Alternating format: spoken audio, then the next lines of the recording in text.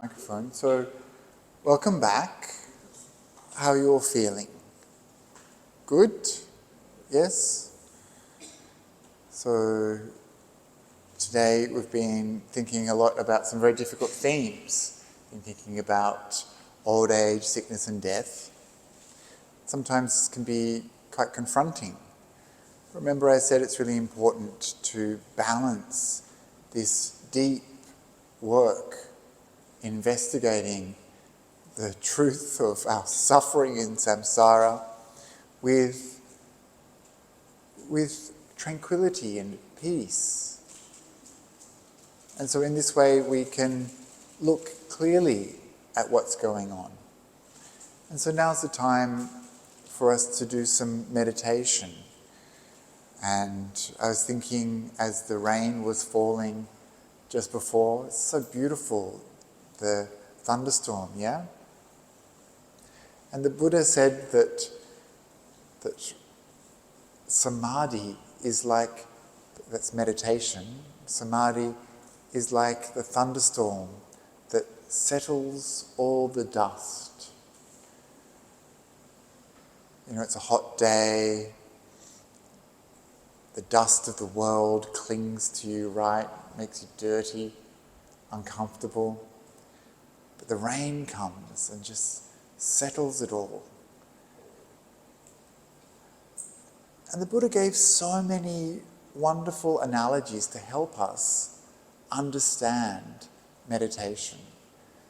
The fact that meditation helps to settle things, that it helps to clean and purify our mind, is really helpful to know, right? And speaking to some of you before, we were talking a little bit about meditation, and some people weren't sure how to meditate properly. And so the Buddha gave so many wonderful, easy, simple instructions about how to meditate. One of the most important things we can learn as meditators is the process of meditation, how to understand what happens in the mind. It's not that we begin meditation and that's it, nothing changes. We need to understand what happens when we meditate, how the mind works when we meditate. So we need to become a bit more aware and reflective in our practice. There's a beginning, a middle and an end to our practice. So at the beginning, it's really important to develop a sense of being present. To do that, we need to let go. This is why in my guided meditations you hear me say, let go, because we're actually holding on to something. And this prevents us from feeling present. It prevents us from being here, now. And for all of you, it's something different. For some of you, it's some stress with work. For some of you, it's family responsibilities. For some of you, it's just you've had a hard week, you've been busy and you're tired. There's just all sorts of things that we hold on to. And over time we learn that holding on is suffering and letting go is freedom. We unburden ourselves. And so that's the most important thing, is to want to be here now and to convince our mind that we want to be here. But the habit pattern of the mind is so strong, right? It's so used to just running around thinking about this and that, worrying about problems, trying to solve issues, planning, thinking, being distracted, being restless. This is the habit pattern of our mind. And so when we come to sit on a retreat like this, we can't just expect that our mind is suddenly going to magically transform into the mind of an arahant just like that, just because you put on some white clothes and sit on the floor. No, if only it was that easy, right?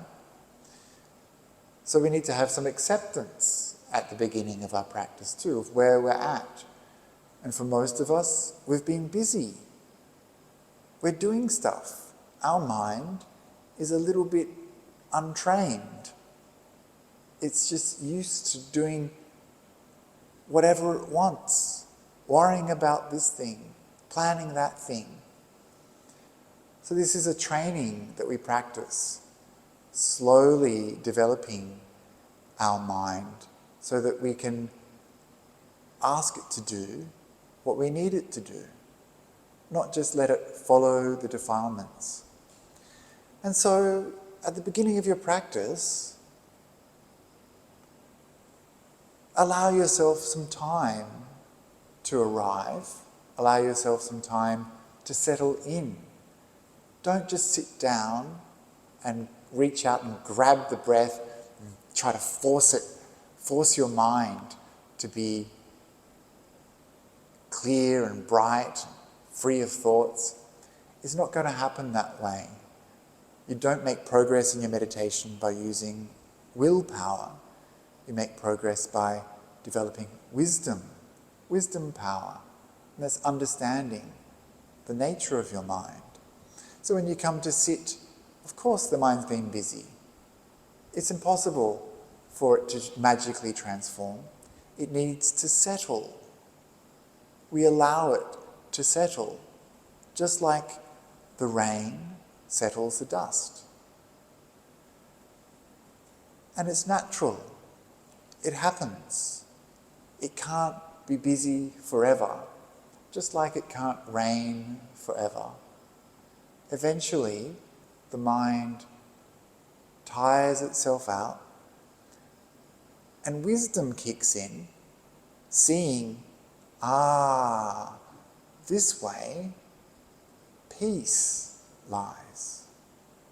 That way, agitation, suffering.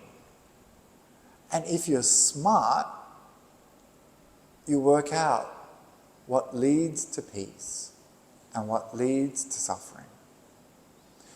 And so we see the mind more clearly. We understand the process of our thinking, of our habitual patterns.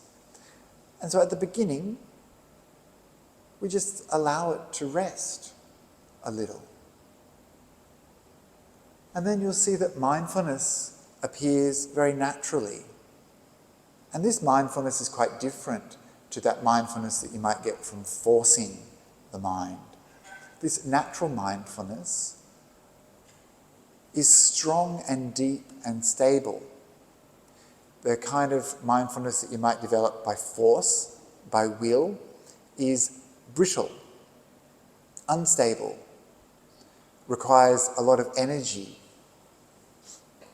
Whereas the kind of mindfulness I'm talking about is natural and is almost effortless, but not quite.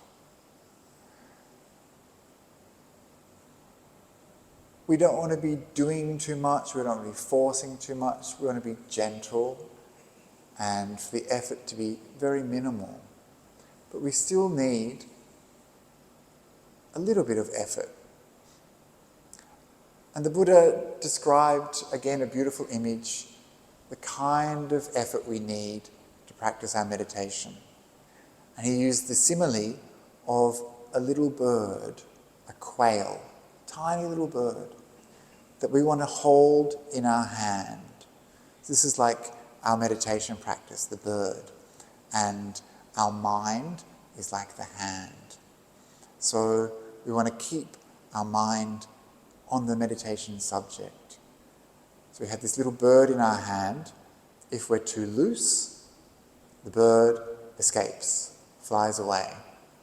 If we're too tight, we squish that little bird to death. So we need to make sure that we have a balanced approach to our meditation. We're not trying too hard, but we're not too loose. Trying too hard will just make us agitated, angry, and give us a headache. Not trying enough will lead to sleepiness, drowsiness, distraction, restlessness. So we need to frame our practice, hold it, cup it very gently, so that we're holding it steady, but not forcing it, and not losing that awareness. So this is something that only you can know about. This is happening in your mind, and you'll need to experiment with effort. How much effort is required to keep the awareness? It's not going to stay the same. It might be at the beginning of your practice that you have a lot of energy and your mindfulness is effortless. You can see exactly what's going on. And then halfway through your meditation, you start to fade a little bit. If you keep on fading, then you're just going to end up falling asleep or distracted. So at that time, it's possible to just add a little bit more energy into the practice. At other times, you might be aware that you're actually trying too hard, you become too forceful, and you're starting to get tense and agitated. At that time, you need to pull back. So perhaps it's a little bit like driving a car. You need to get into the right speed. Yeah? And so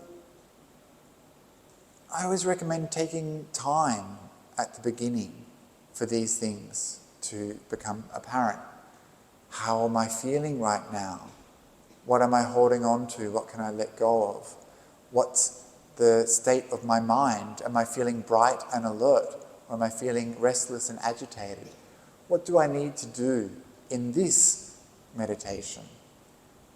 Because this meditation has never happened before. This is the very first meditation of this moment, right? So we don't come to it with expectations. We don't think we know it all.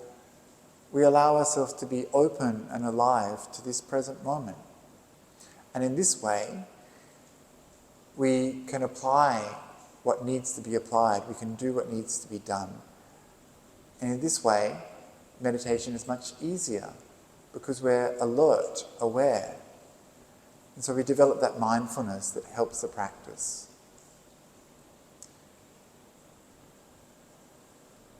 And then, of course, people always say there's all these distracting thoughts that come. And we associate ourselves with the good meditator who doesn't have distracting thoughts, right? We're like, I had a really good meditation. My meditation was excellent. I'm a good meditator. And then when we have a bad meditation, it's kind of like, yeah, all these thoughts came. It's like, where did they come from? Who was thinking them? We're involved somehow in this process. If we become aware that we've become distracted, then that's really good. It shows you have still a little bit of mindfulness left to have become aware that your mind has moved away from your meditation subject. So that's really good. You bring the mind back very gently and calmly without getting angry, bitter, or upset with yourself. It's okay. This is just the habit pattern of your mind. Bring it back gently, back to the subject, and remind yourself, I'm meditating now. I'll try not to be so distracted again. So give yourself a little pep talk. And so you'll see these things coming and going in your practice. Thoughts coming, thoughts going. Another simile you could think of is clouds in the sky. You just watch them pass. You don't try to grab on. Because it's when we reach out, grab on, get stuck, that we lose our mindfulness and we're just in the grip of distraction, restlessness, anger, sensual desire, whatever it might be.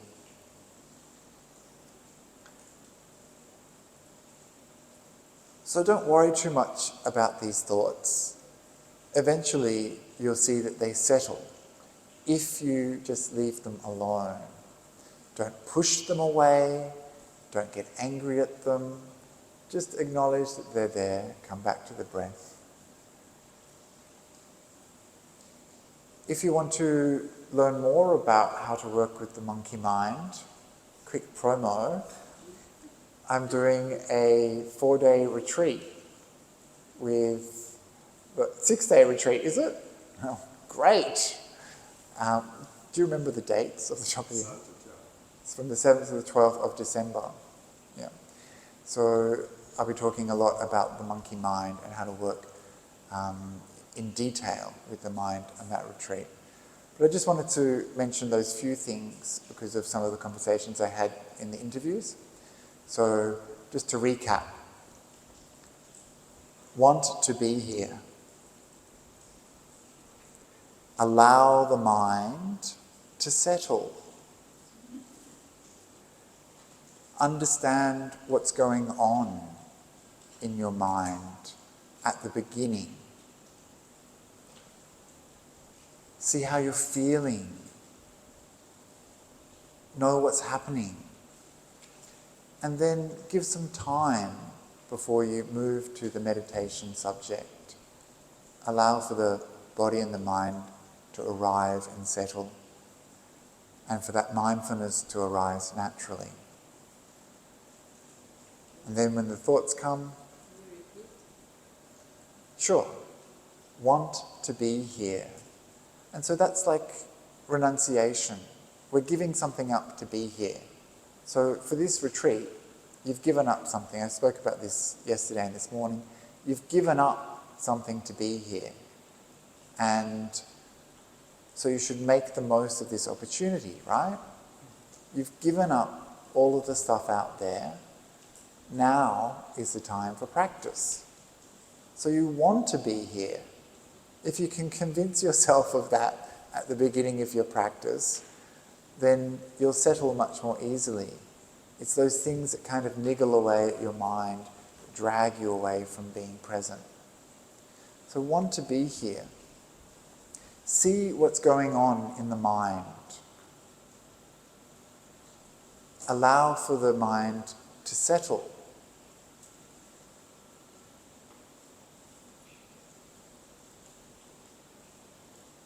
Don't rush. And then if thoughts come, it's okay. Just let them go. Don't get involved. Come back to the breath. So this is like the standard operating procedure. And we know this, right? This is how we've been taught to practice something like breath meditation. And what's missing sometimes is just making those connections between, how we're feeling at the beginning, what kind of approach we should take, how much energy we need to use. But the more we practice and the more we become reflective about practicing, which is why I always do the review at the end of the practice, the more we can become reflective, the more we can start to understand the process of meditation and how it works. And all of the great teachers I know, they've got really good insight into the process of meditation. They've done it so many times, this practice. They can see exactly how it works. And they have wisdom that has come from that experience. So they understand how the mind unfolds and what causes and conditions promote peace and what things lead to suffering. And if we can learn that, then our meditation is always easy. So should we do some meditation? I've been talking about it for a bit. Let's do 40 minutes. 45? 50? I hear an hour. 45? Okay. 45 minutes of meditation. Maybe we can even turn the lights down a little bit. It's quite bright. And so I'll do a little bit of guiding again at the beginning.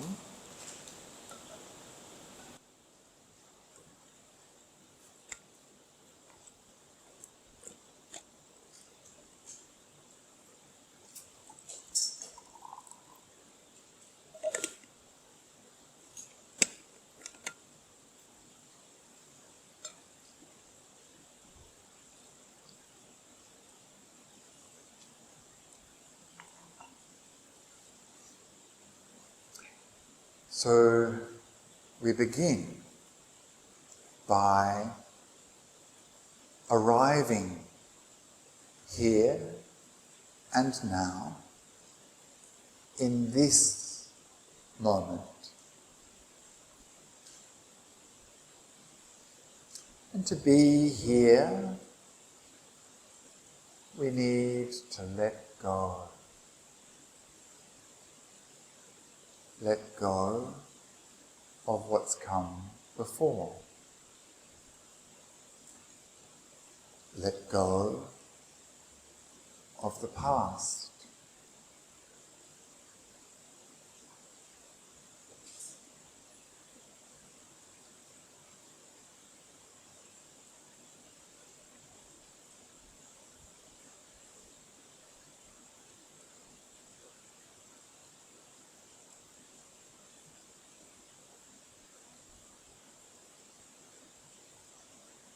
We let go of the busyness, the activity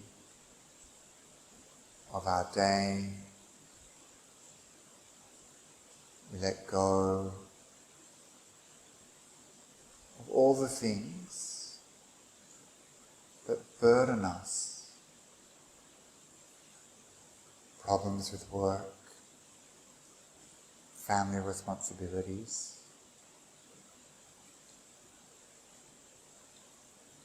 relationships, stress. All of that is stuff from the past. And so we lighten our mind by letting go so that we can be free from the past.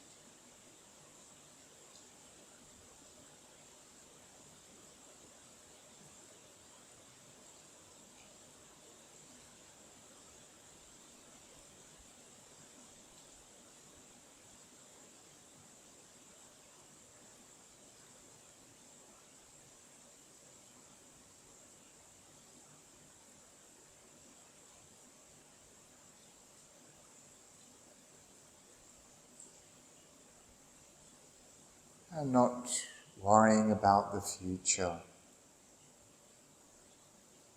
No need to plan.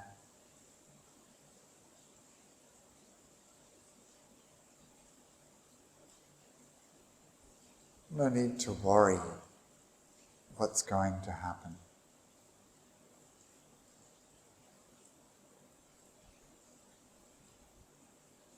The future is in the future.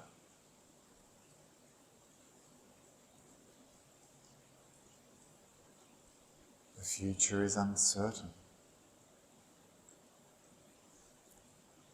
So instead of worrying,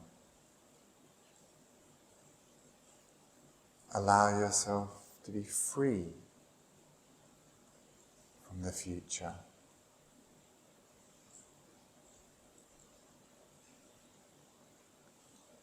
So in this way, we let go of the past, let go of the future, so that we can be here, now.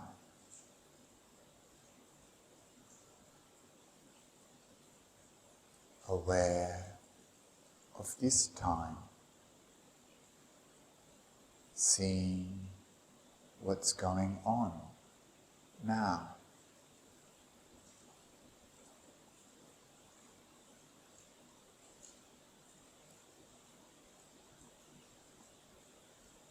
And so you're aware of being here in this place, aware of the room around you,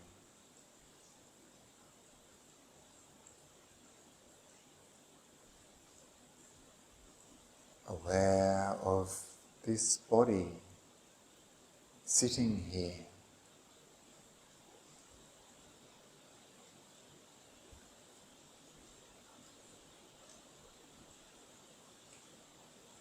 aware of the sound of the fans, sound of the rain.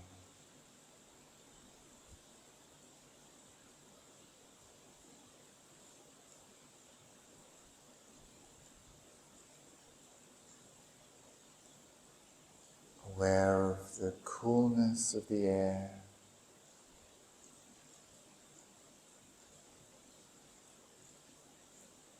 Aware of your posture.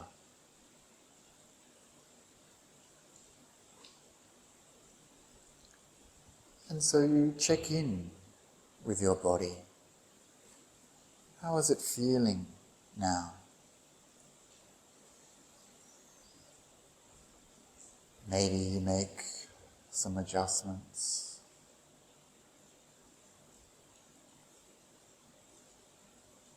Maybe you can relax the body.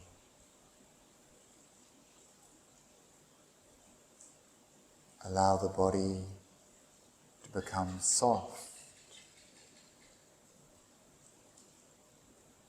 so that you can be free from tension.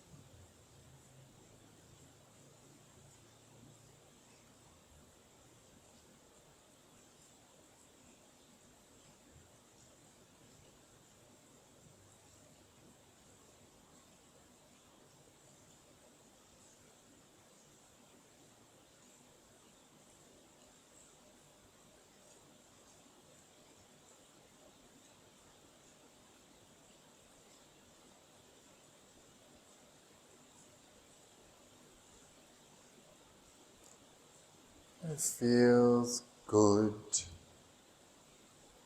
to have a soft, relaxed body.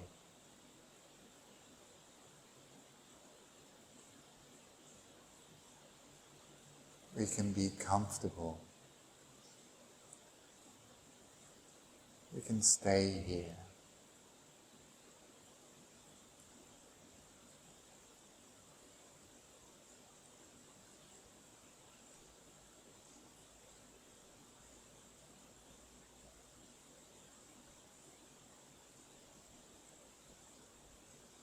And perhaps you notice that when the body is relaxed, the mind naturally becomes more calm, more peaceful, settling.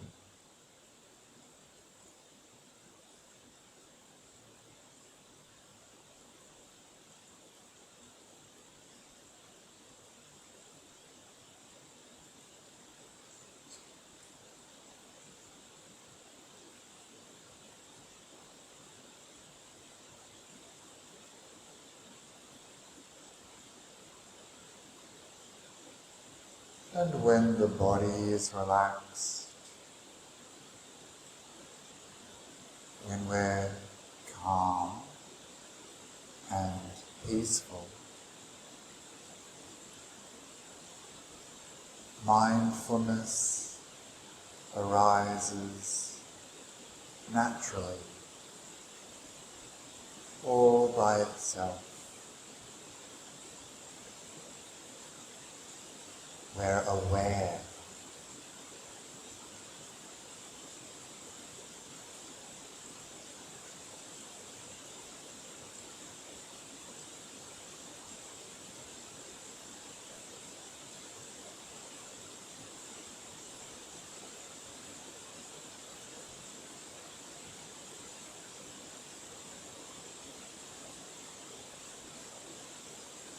And with this mindfulness,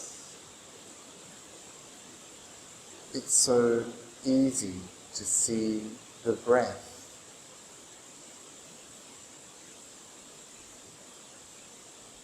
Suddenly it's there.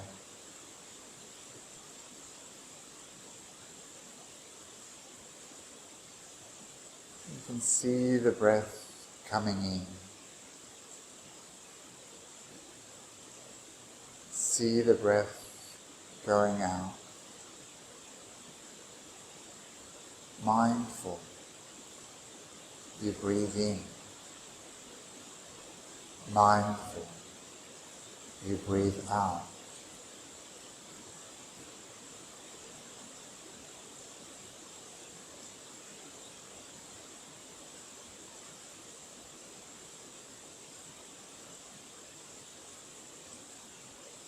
We want to watch this breath.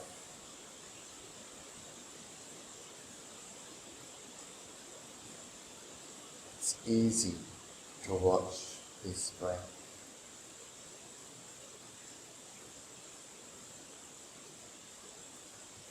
This breath is so beautiful. It soothes the mind, nourishes the body.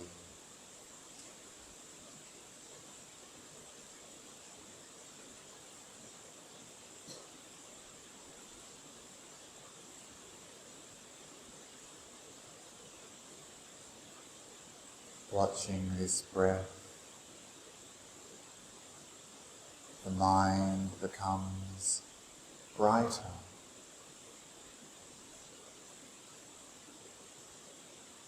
Gets more clarity.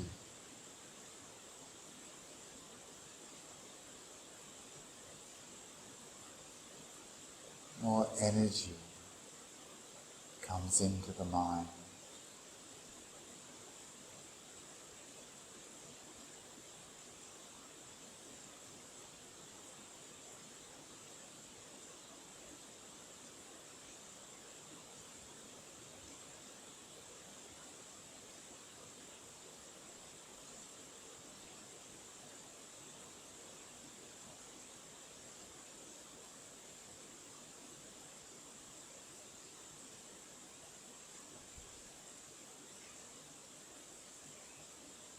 So all we have to do is just breathe in, breathe out, mindfully. If distractions come, we let them go. Return to the breath, allowing this breath to draw us deeper and deeper into stillness.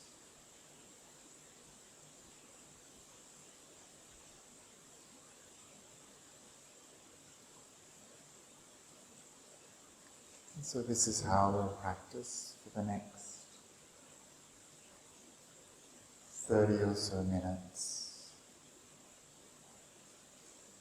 breathing mindfully, aware, relaxed.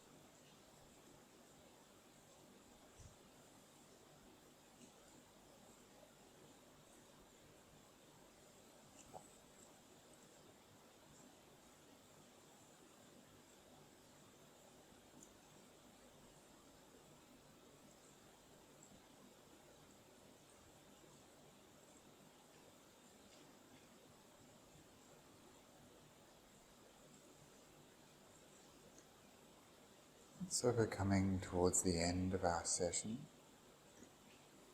Let's take a few minutes to review our practice. What just happened?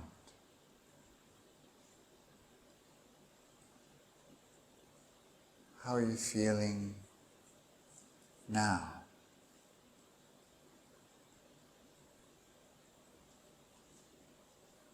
Is it different from when you began?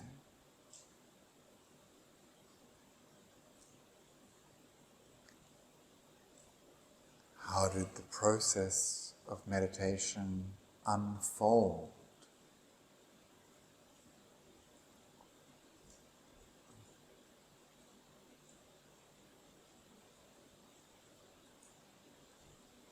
Were you able to develop some mindfulness?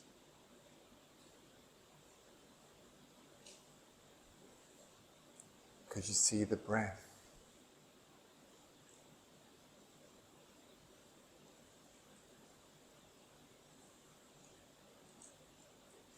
And what led to peace in your practice?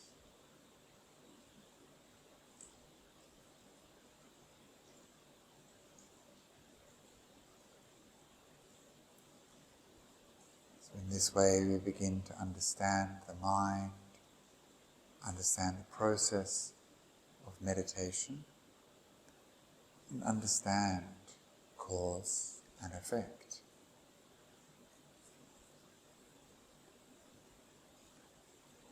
And so now you can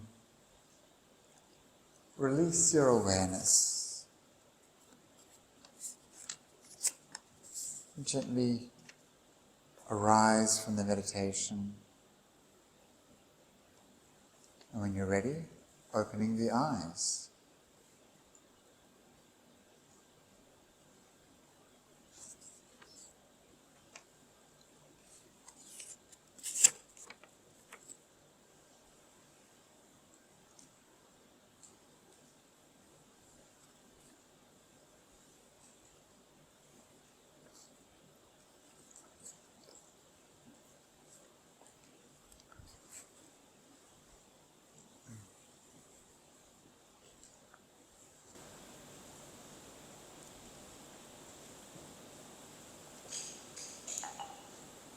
So how are you feeling now?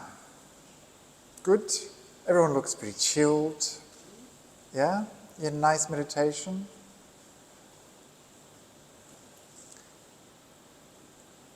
It'll change.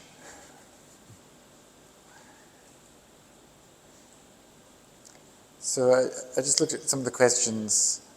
One of the questions was about working with the monkey mind, which I think I kind of covered a little bit and don't want to get too involved with on this retreat, only because the theme is pretty specific. And the second question was about maintaining that urgency when we have so many daily tasks that seem to be urgent as well, right? So we're going to have to make a decision sooner or later about our priorities in life. And we often get stuck thinking that some things are really important. I gave the example the other day, I'll use it again. No one cares about your Excel spreadsheet. They don't. And you can spend hours preparing that report, getting the font just right, and the next day it won't matter to you at all. No one even noticed at that meeting. So we spend our life kind of engaged in what seem to be really urgent tasks, that seem to be important to us. And even some of the most important things in our life, like our relationships, that person, they can be important for a little while and then not very important at all, right? we move on, we change.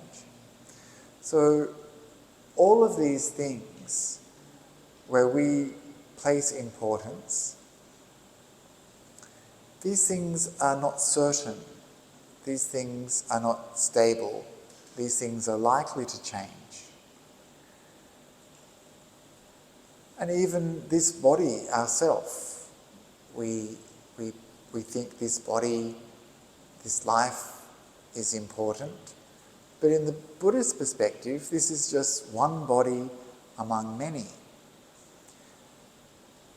And what's important is what we do with this life that we've got. And so we'll need to prioritize. And different people will be able to prioritize the spiritual practice in different ways. Obviously, for monastics, we've decided to make our spiritual practice a priority. And this starts to transform the mind in ways that are actually quite difficult to understand until you've done it. One of the things that really benefits monastics is that we're constantly in touch with the Dhamma and the Dhamma teachings.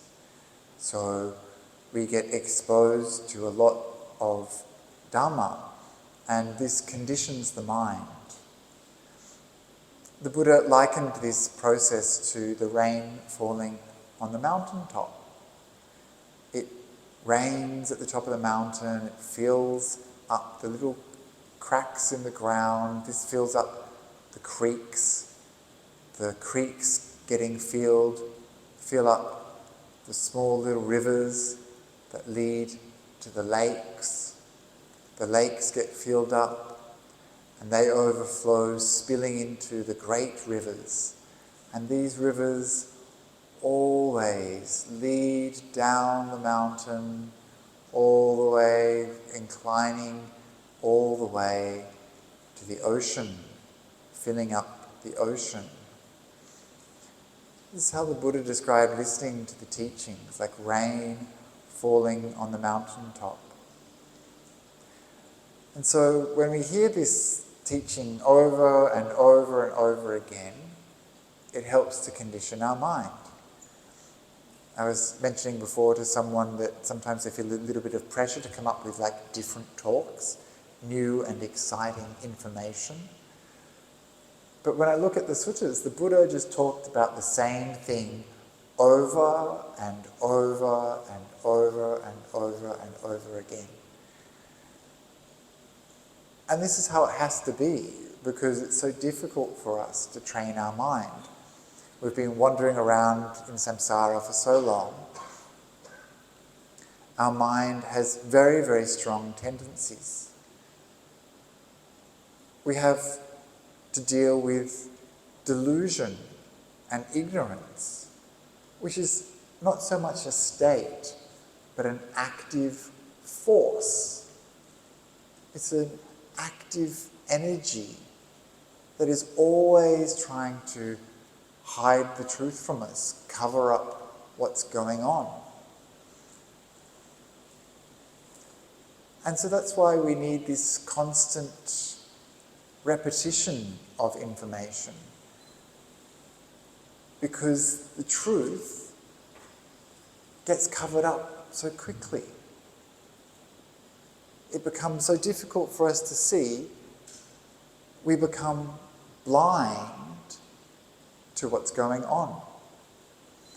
And it's only in those rare few moments where we scratch the surface somehow and see behind that illusion that we start to get a glimpse of what's actually occurring.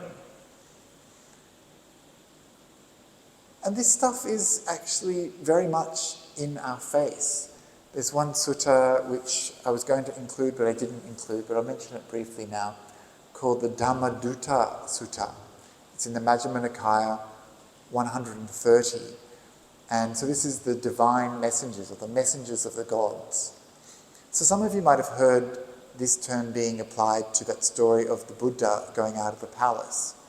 The Dhammadutta Sutta is where the Buddha describes a person who dies and encounters the god Yama, who's like the god of death, and I think he's in charge of the hell realms.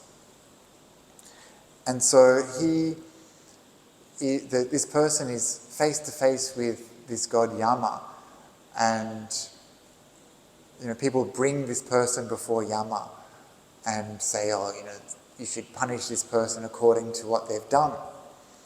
And so the god Yama starts to interrogate this person and says, "Didn't you see my messenger?" And the person's like, "No, I don't think so."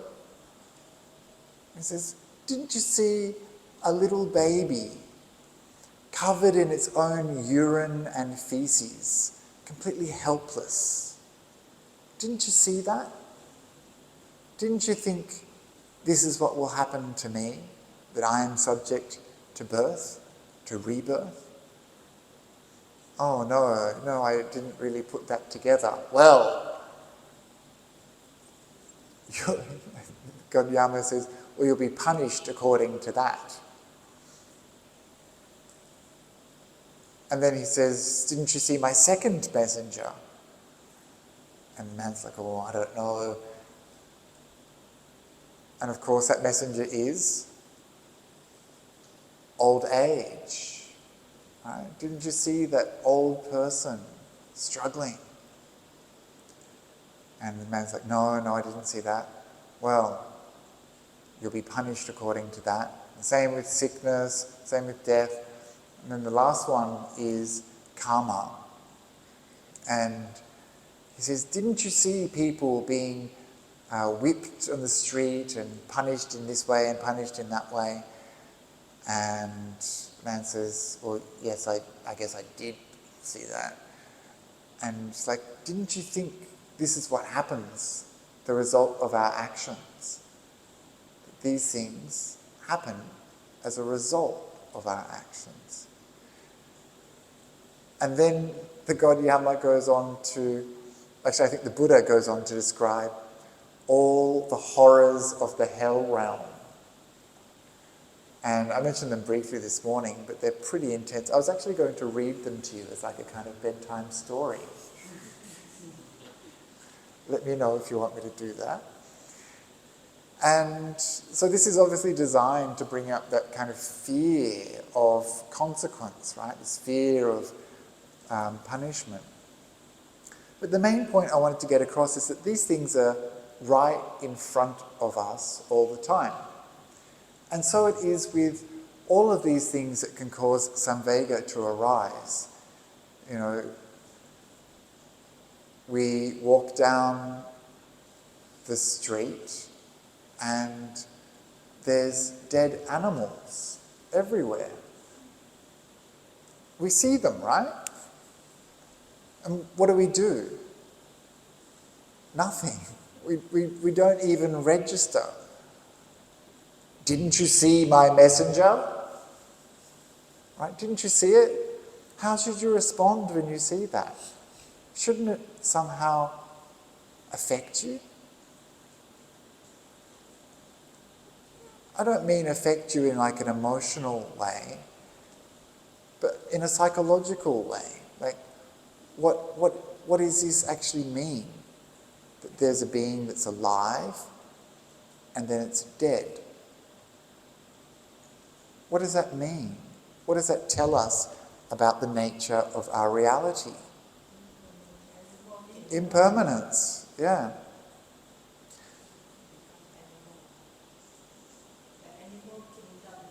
Yes, not just the animals. We'll get to a sutta tomorrow, hopefully, about the gods. And the gods, they live very, very long lives, eons and eons and eons. And maybe you know the definition of an eon, the analogy of an eon that the Buddha gave, which is a great mountain and a very soft handkerchief draped across the mountain once every 100 years.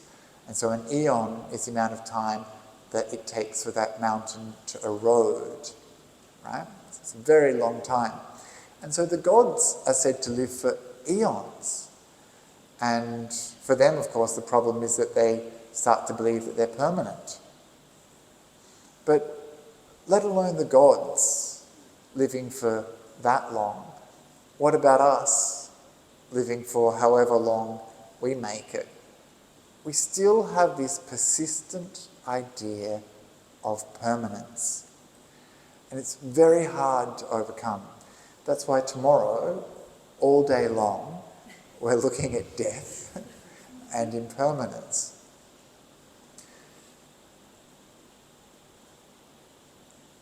But there's something about the perspective that we might develop if we receive the right rain on the mountaintop that tells us to think about these things. So the Buddha said you should develop a perception of death, an awareness of death.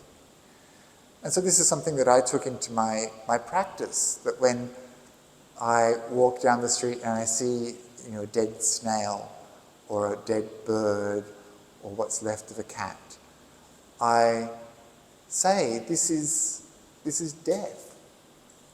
I notice it. I don't just allow it to be brushed out of my mind so easily. I notice it. And when I'm in the forest and I'm surrounded by these gum trees, which we have in Australia, very messy trees, they just drop their leaves all year round, which is a wonderful reminder of impermanence. And you notice it. And sometimes seeing these things, developing a mind that is aware of these things, can be very effective to bring home this message.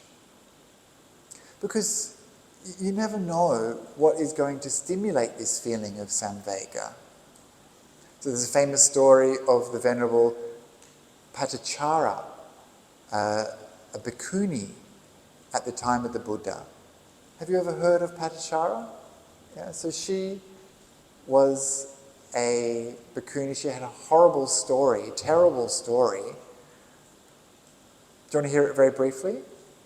So she fell in love with the wrong sort of chap, and her parents didn't agree to the marriage, and I think she ran away. She ran away with her boyfriend, and they shacked up. And I think maybe in some stories she got pregnant already, but anyway, so she had a child, and she did that all on her own without her family. Usually in India the custom was to go back and have the baby at your family home so that you got support and care. Anyway, so she had the first child and she was pregnant with the second, and she thought, okay, this time I'm going to go home and face the music. And so I think she mentioned this to her husband, and he's like, no, don't go, stay here. And then I think she actually started to sneak away. So she left when he wasn't present, I think. I'm not completely sure about that part. And then a great storm comes, and she's walking along the path, and she sees her husband coming towards her. And then he gets bitten by a snake and dies. So she's alone with one child and another on the way. The storm is raging, right? It's obviously a kind of psychological plot device, this storm, chaos, great natural forces. And she has to cross a swollen river, a river that's been flooded. And so she is about to cross, but then she has these labour pains and starts to give birth. So what does she do? She has to get home somewhere. So she gives birth, and she has now a newborn baby and a little toddler. She's got to cross the river. So she takes one of them across the river and puts it on the other side, the newborn baby, and then goes back to collect the son. But as she's halfway across, a bird comes, takes the little baby off. She's lost her newborn baby. And she wails and throws her hands around, and her little boy on the other side thinks Mum is saying, "Come, come, come," and starts to go into the water and gets swept away. So she's lost her husband, her children. She pulls herself together and she starts walking back home. And then she sees someone coming towards her, and she says, "Oh, I'm going to this village." And he says, "Don't bother going there. Everything has been destroyed." I think by a flood or by a landslide or something. Yeah. And so then she finds out that all her family has died. So she hasn't yet experienced Samvega. All of this has happened. And she goes a little bit mad, and wouldn't you? And eventually, she tears off her clothes and she comes into the presence of the Buddha. Someone gives her a cloak, and the Buddha talks to her and comforts her. But all of this, which is really intense stuff, didn't help her develop wisdom in that moment. It was too much, right? There's too much stuff happening. And many years later, she was doing something quite boring. She was washing her feet, and she saw the way the water moved from this side to that side. And this simple thing, she said, brought about that feeling of Samvega. She saw something about impermanence, about purity, purification, in that bowl of water, washing her feet. I mean, it's so boring, right? And yet this was the thing. In all of that terrible life, this was the thing that helped her to gain enlightenment. And so our ordinary, boring, everyday experiences, they matter, right? We can't wait for some sort of spectacular spiritual experience to come along. You might be disappointed. Waiting, this is the one. And you see people sometimes who have become obsessed by the idea of a peak experience, looking for a peak experience, like the best meditation, the best Dharma talk, this kind of stuff. They really want something that's going to rock their world. But they really need something that's kind of quite gross. Gross as in big and unsubtle.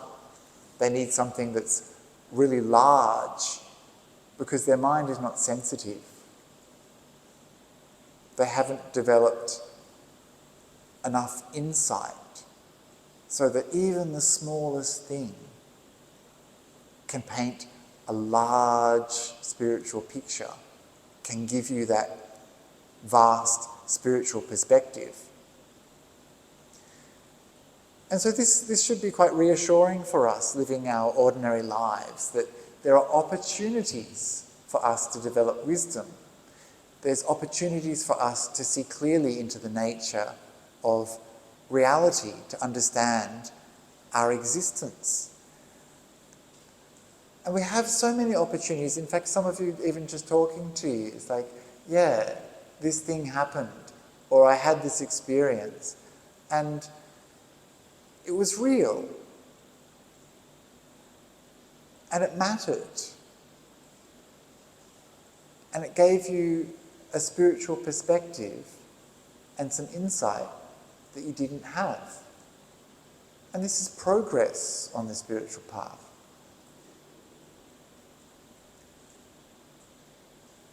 And so how to notice these things more? We have to develop an awareness of what things matter. Coming back to this question, what are the priorities here? The priority for us is to come out of our suffering. And so we should notice what things cause suffering, what things lead away from suffering, what things are peaceful and pure and still, and what things are agitation and distress and suffering. And so we learn this quite slowly, I think.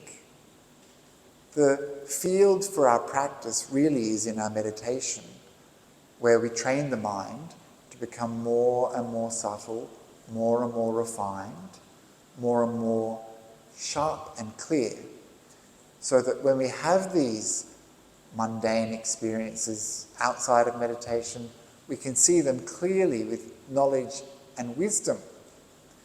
And when we have these insights inside our meditation, they are profound and deep, and they go to our core and transform our mind. And so this is how we work out what is truly urgent. Like we saw in that sutta today of the mountain, old age and death are coming for you. So isn't that important? Doesn't that help you put things in perspective? And in the Buddhist picture, nothing is stable, nothing is dependable. This earth even is vulnerable, isn't going to last. This earth has been through so much change. And the Buddha talks about things like universes collapsing. Doesn't that help to put things in perspective? Of course, it doesn't mean that we don't care about stuff. We don't care about our responsibilities. Of course, we have to still do our responsibilities. We have to feed the cats. We have to make sure the children go to school. We have to do our work, get paid so that we can eat. But our perspective has changed. These things become a little bit like, when you play with kids and they offer you like an imaginary cup of tea and you sip the tea. Or they have a little imaginary shop and you pay your money and you get your soup and you slurp it. You know that this is just a game. You're not as invested as the child is in this game, right? You can play along, but you know that this is not real. And in the same way, we develop this kind of spiritual awareness that helps keep our spiritual perspective. And these other things are just like games, silly games that people are playing. Sure, we play along when we have to. But at other times, we're developing what really matters. And that's those things that we discussed today, that the practice of the Dhamma, having good ethical conduct, doing skillful actions, and practicing meritorious deeds. This is also skillful. And this is what separates us from other people who don't have this spiritual perspective. And that's not to say that this belongs to Buddhists or Muslims or Christians or anything like that. Even some Buddhists don't have these qualities. But this is what separates us as spiritual people who are looking for something more in life. This is what distinguishes us from people who are practicing the path. And so coming here to do a retreat, you can feel good. I'm doing something that propels me further along the spiritual path. You can reflect upon how fortunate you are to have spiritual friends like this to support you, to help you to grow. How fortunate you are to have access to these teachings that so many millions of people around the world, billions of people in the past, didn't have access to these teachings, didn't understand. And so when you think like this, how am I living my life? These things help to transform you.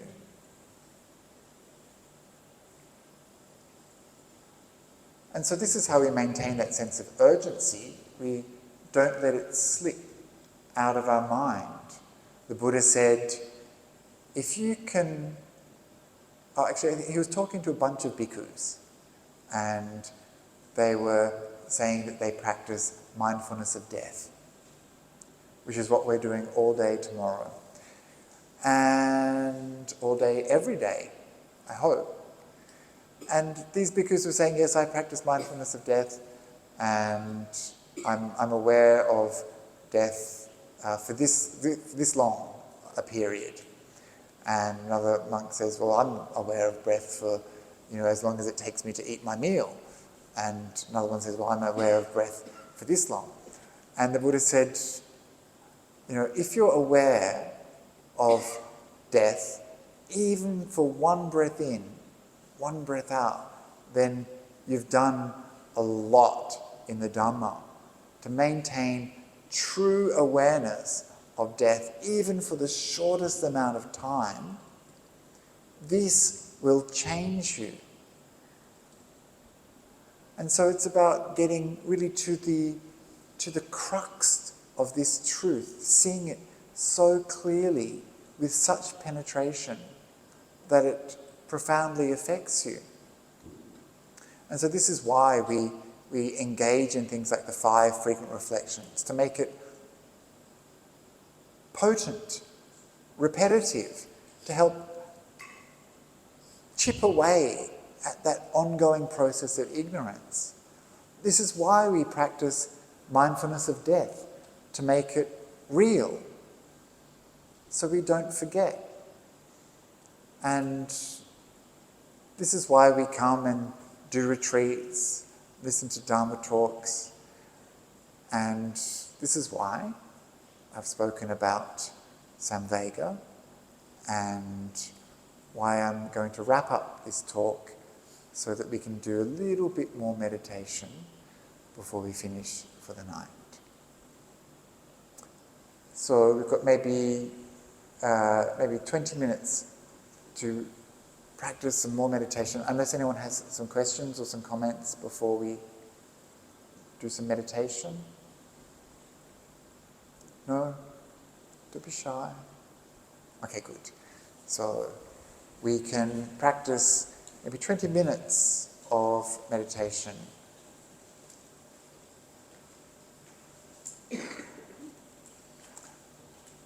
And this time I won't be guiding it, we'll just be practicing in silence.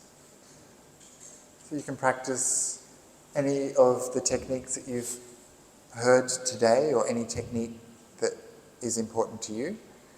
So as a reminder, you could practice just relaxing the body and developing a calm, quiet and peaceful mind. You might practice breathing meditation. You might want to revisit the 5 frequent reflections. Or you might want to practice some metta.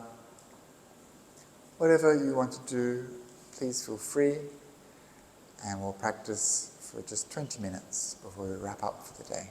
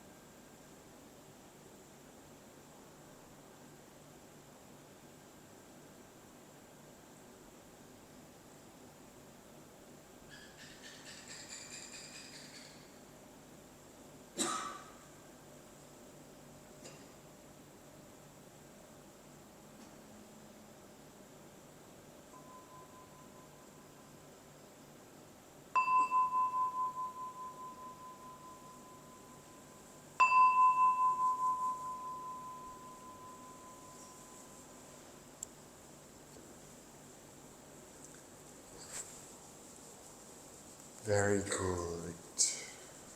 So, we've come to the end of our day. You should feel happy. You have lived the entire day, which is something to celebrate. And not only that, but you have practiced the Dhamma. So you've practiced that Dhammacharya. You have lived righteously. You took 8 precepts today. You've maintained them. And you've practiced this good ethical conduct. You've practiced Samacharya. And you've practiced Kusala Kiriya. You've practiced good skillful conduct. You've maintained those precepts. You've done skillful actions.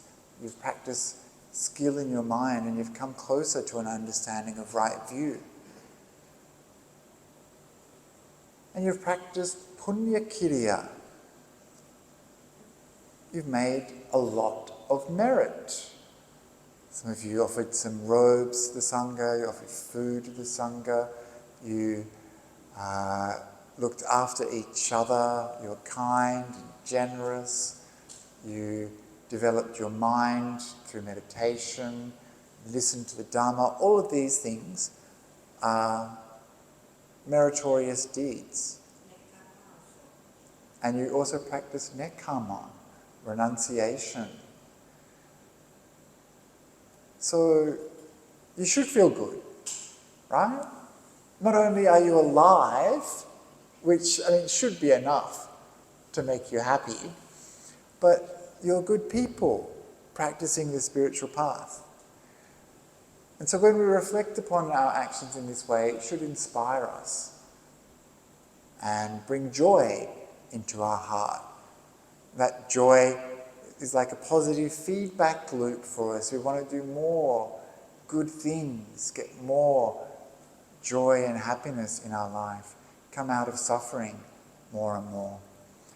And one beautiful practice that we have in Buddhism is that all of that merit that we make, doing so many good things, even that we use as an opportunity to make more merit by giving it away. All of our good qualities we share and dedicate to other living beings. And so this is what we do at the end of a day.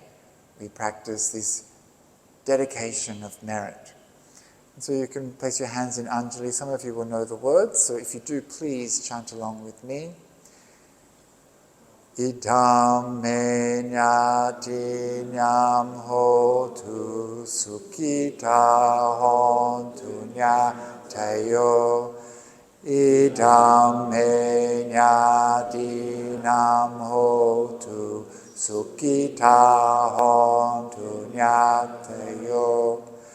Idam me nyati nyam hotu sukhita hontu nyatayo. Sadhu, sadhu, sadhu. And so we'll finish by paying respects to the Triple Gem.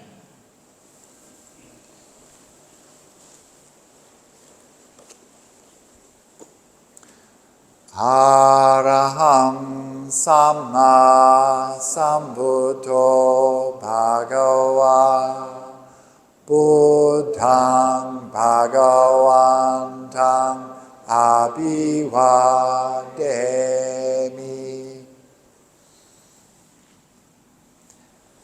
Swakato Bhagavata Dhammo Dhammang Namasami.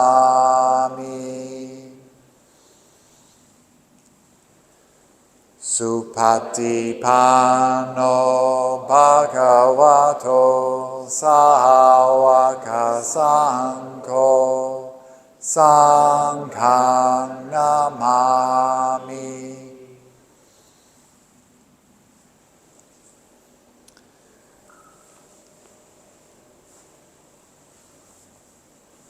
Okay, very good. So sadhu, sadhu, sadhu. So I'll see you tomorrow morning in the Metta Hall for meditation. So the Metta Hall will be open from, what time did you say, Suzanne? 3? Anytime, through the side door. Yep. And so wake up around 4:30 or 5, do some practice in the morning. We have chanting, a little bit of chanting, just a little bit of chanting at 6. And then it's all day death contemplation after that. Are there any other announcements you wanted to make?